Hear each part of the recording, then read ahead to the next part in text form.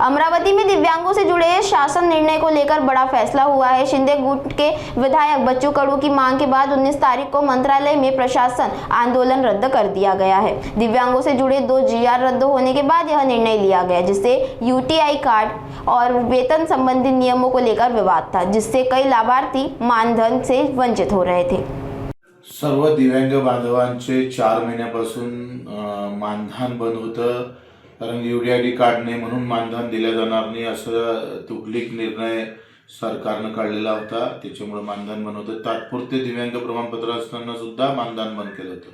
या दोन्ही गोष्टीसाठी आपण 19 तारखेला आंदोलनाचा इशारा थेट मंत्रालयात आंदोलन करू असं आपण इशारा दिला होता, पण या दोन्ही गोष्टी आता सरकारनं पूर्ण केलेल्या आहे। खरं तर यामध्ये आमचे जे दिव्यांग सचिव आहे यांनी महत्त्वाची भूमिका घेतली। सामाजिक न्याय विभागाचे सचिव आणि मुख्य सचिव, मुख्यमंत्री महोदय आणि आमचे सावे साहेब आणि एकनाथजी शिंदे साहेबांनी भूमिका घेतल्यामुळे आता दोनही शासन निर्णय, ज्याच्यामुळे 4 महिन्यापासून दिव्यांगांचे पगार बंद होते, त्यांना आता पूर्ववत सुरू करणार आहे। दोनही निर्णय मागे घेतलेले आहे। सरकारचे आभार मानतो आणि तुर्तच 19 तारखेचं आंदोलन आपण मागे घेत आहोत। धन्यवाद।